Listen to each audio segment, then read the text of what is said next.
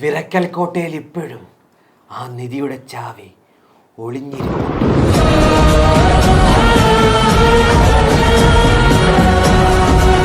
നിങ്ങളെപ്പോലെ ചുറുചുറുക്കുള്ള എത്രയോ ചെറുപ്പക്കാര് അതെടുക്കാൻ വേണ്ടി അവർ ചെന്നതാ. പക്ഷേ എന്നാൽ ഇത്തവണ പിഴക്കില്ല. കാരണം അതിനുള്ള എല്ലാം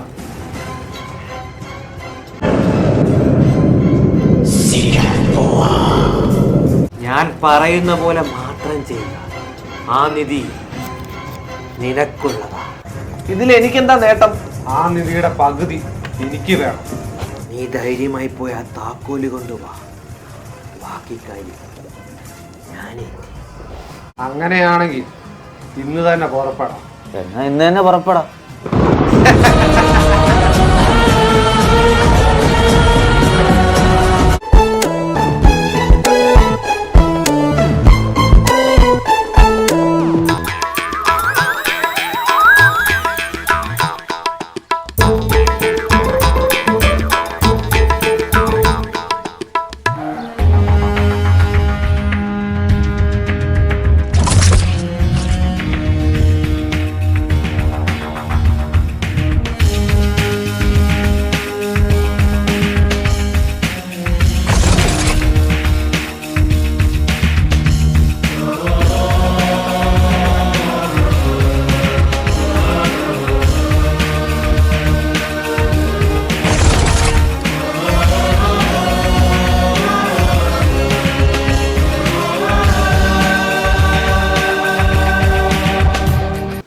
നടന്ന് ക്ഷീണിച്ച് ഇനി എത്ര ദൂരം നടക്കണോ? എന്ത് വന്നാലും അത് എനിക്ക് സ്വന്തമാക്കണം.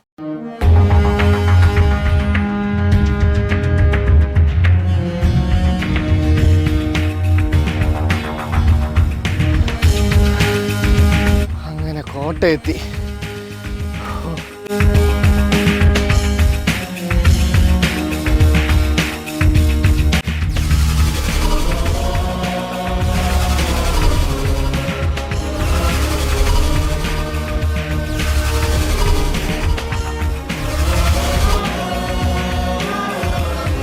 നടന്ന് നീങ്ങുമ്പോൾ പിറകിൽ നിന്നും പല ശബ്ദങ്ങളും കേൾക്കും. ഒരിക്കലും തിരിഞ്ഞു നോക്കാൻ പാടില്ല. അവിടെ പറഞ്ഞിട്ടുണ്ട്, എന്ത് ശബ്ദം കേട്ടാലും തിരിഞ്ഞു നോക്കല്ല്. ചത്താലും ഞാൻ തിരിഞ്ഞു നോക്കത്തില്ല. എന്ത് ശബ്ദം വന്നാലും ഞാൻ തിരിഞ്ഞു നോക്കത്തില്ല. Kenapa tak tidur lagi, ha? ഞാൻ തിരിഞ്ഞു നോക്കി. അങ്ങനെ തിരിഞ്ഞു നോക്കിയാൽ അതുവരെ നിങ്ങളെ ശല്യം ചെയ്യാത്ത ആത്മാക്കൾ ശല്യം ചെയ്തു.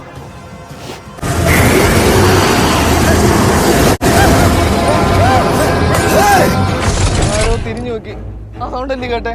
ഞാനല്ലാതെ വേറെ ആരാണ്ടുണ്ട്? ഓ, ഇത് ഞാനല്ലാതെ ഇവിടെ വേറെ ആരാണ്ടൊക്കെ ഉണ്ട്.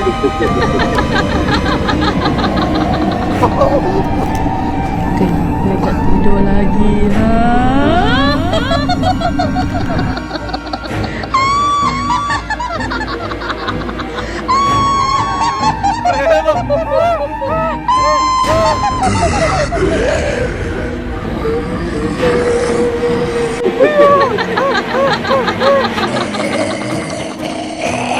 Kenapa tak tidur lagi, ha?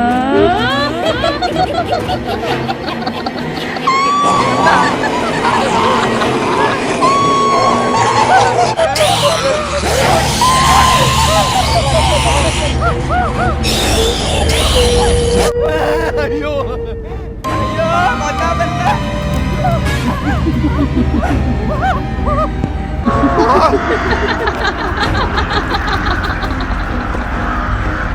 Kenapa tak tidur lagi, ha?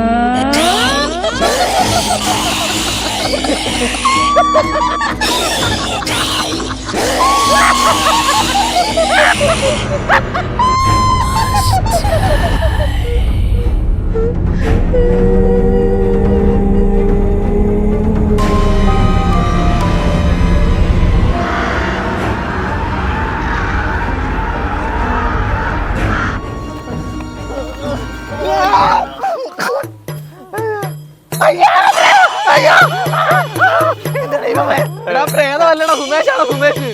നീ എന്താണെന്ന് അറിയ ഇവിടെ? അത് കോട്ട കാണാൻ വന്ന കോട്ട. അപ്പൊ നീയോ? ഞാനും കോട്ടയ്ക്കുള്ളിലെ കോട്ട കാണാൻ വേണ്ടി വന്ന. രണ്ടുപേരും കള്ളം പറയണ്ട. നിങ്ങളെ പോലെ തന്നെ ആ ചാവി എടുക്കാൻ വന്നതാ ഞാനും. പക്ഷെ ആ പ്രേതം സമ്മതിക്കുമെന്ന് തോന്നുന്നില്ല. എന്തോരം വെറൈറ്റി പ്രേതങ്ങളാണ് ഇവിടെ. എടാ, നമുക്കൊരു കാര്യം ചെയ്യാം. നമുക്ക് ഒന്നിച്ച് നിൽക്കാം. എന്നിട്ട് ചാവി എടുത്തിട്ട് നമുക്ക് 3ആയിട്ട് വീതിക്കാം. അത് അപ്പൊ ആ സാമിയോ? അയാളെ നമുക്ക് മൂലയ്ക്ക് എവിടെങ്കിലും ചവിട്ടി കൂട്ടാം. അതാ നല്ലത്. എന്നാ വാടാ.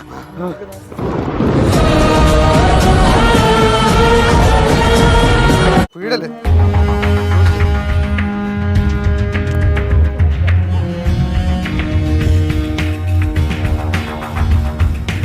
പ്രേതം.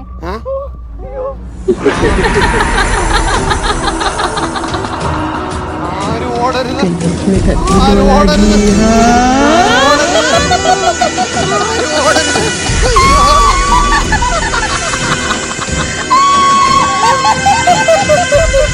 In the name of God.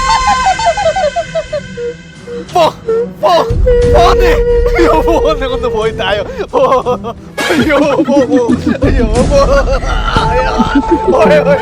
Tidur lagi.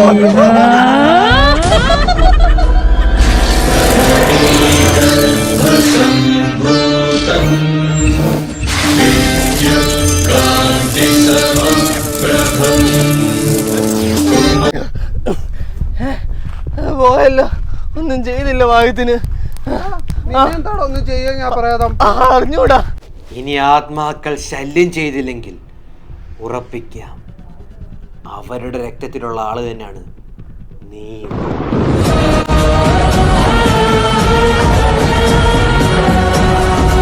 അങ്ങനാണെങ്കിലേ നിന്നെ ഇവിടെയുള്ള പ്രേതം ശല്യം ചെയ്യത്തില്ല. നിനക്ക് പോയി എടുക്കാം. ചെല്ലടാ.